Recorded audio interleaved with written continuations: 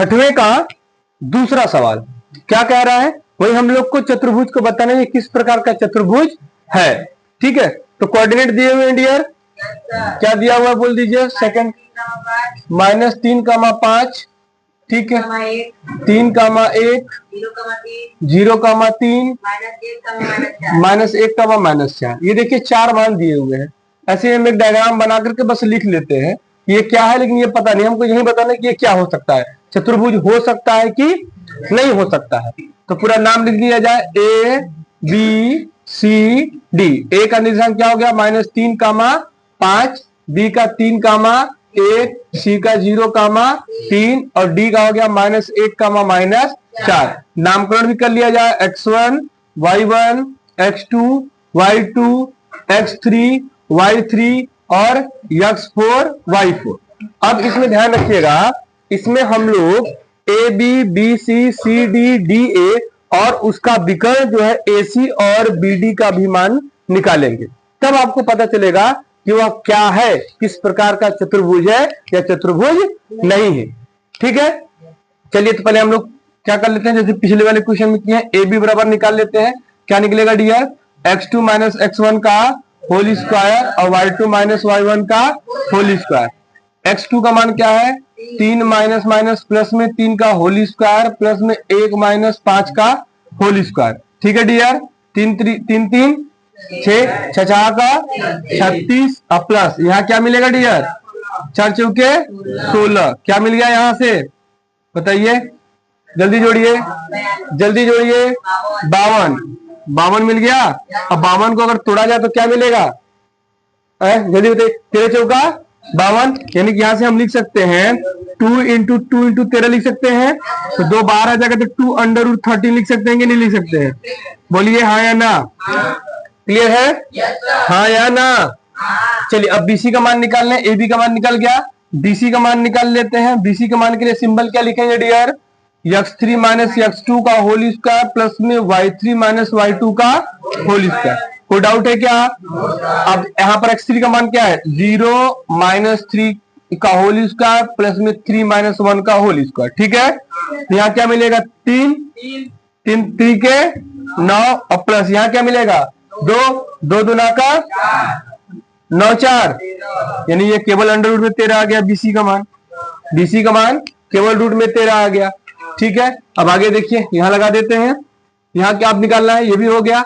अब सीडी निकालना है, सीडी के लिए सिंबल क्या लिख दिया जाए, x4 - x3 का होल स्क्वायर प्लस में y4 - y3 का होल स्क्वायर। वैल्यू रख लीजिए। देखिए ये सिंबल ये डिसाइड कर देता है कि कौन सी वैल्यू रखनी है कौन सी वैल्यू नहीं रखनी है, ताकि आपको कंफ्यूजन ना हो। अदरवाइज अगर आप ये x4 x3 y1 y2 नहीं रखते हैं तो बार बार आपको ये दिक्कत होगी कि हमें कौन सी वैल्यू रखनी है। ठीक है, तो सिंबल आपके लिए इंपॉर्टेंट है, उसका नामकरण इंपॉर्टेंट है। x4 की वैल्यू कितनी है डियर, -1 और यह जाएगा माइनस में 0 और x4 कितना है, माइनस में 4 और यह जाएगा -3 का स्क्वायर। यही तो होगा, एक बार चेक कर लो, कोई डाउट है। चलिए यहाँ का स्क्वायर करते हैं, क्या मिलेगा, 1 का स्क्वायर 1 प्लस कितना -7, तो 7 7 49, यानी कि सीडी की वैल्यू मिल गई अंडर रूट में 50। कोई डाउट है। आगे क्या निकालना है, डी ए।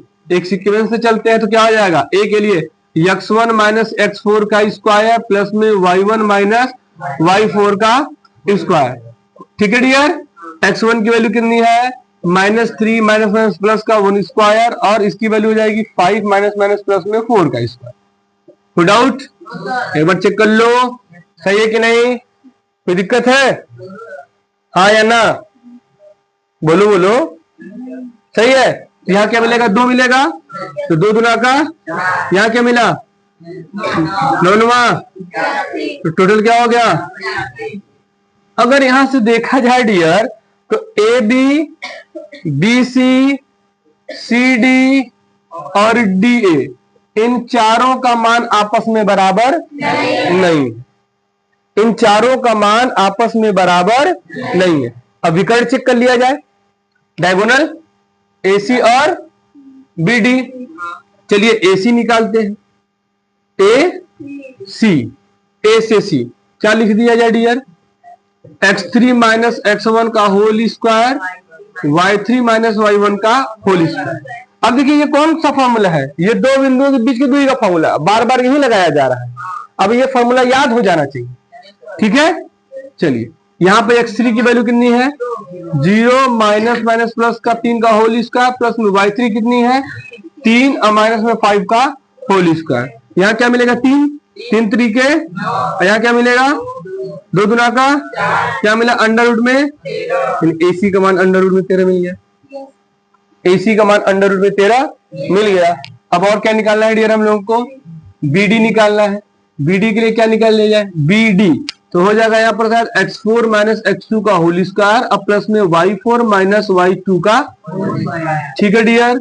चलिए x4 की वैल्यू कितनी है -1 और इसकी वैल्यू माइनस में 3 का होल स्क्वायर, अब प्लस में क्या हो जाएगा माइनस का 4 और माइनस का 1 का होल स्क्वायर। सच यही है, एक बार चेक कर लेना। तो माइनस माइनस प्लस तो कितना हो गया 4, तो 4 चौके 16, क्लियर है 4 चौके, और प्लस यहाँ 5 5 बच्चे क्या मिलेगा, यहाँ जोड़ लीजिए कितना मिलेगा 41, ठीक। अब देख लीजिए विकर्ण भी बराबर नहीं हुआ, विकर्ण भी बराबर नहीं हुआ। एक चीज और देखते हैं, क्या कुछ आपको संरेखी टाइप का दिख रहा है क्या।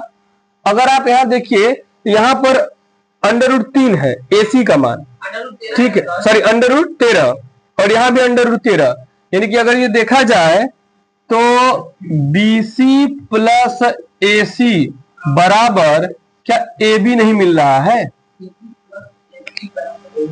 देखिए BC का मान अंडर रूट 13 है, इसका मान भी अंडर रूट 13 और इसका मान ऑटोमेटिक 2 अंडर रूट 13, ये भी तो 2 अंडर रूट 13 हो गया। तो ये क्या होगा ABC क्या हो गया संरेखी हो गया, ABC क्या हो गया संरेखी है। तो संरेखी हो गया तो किसी प्रकार का चतुर्भुज नहीं बनाएगा। तो यहां लिख सकते हैं कि अतः ABC क्या है संरेखी है, अतः ABCD क्या चतुर्भुज नहीं है। यहां पर लिख दिया जाएगा चतुर्भुज नहीं है। तो आपको अगर ऐसे इस प्रकार का क्वेश्चन दिया हो ऐसे, तो आपको पहले क्या करना होगा, इस प्रकार से निकालना होगा सारी भुजाओं का मान और चेक करना होगा कि वह किस प्रकार का चतुर्भुज है। अगर कोई विशेष प्रकार का चतुर्भुज मिल रहा है तो उसको दिखाना है, अन्यथा नहीं।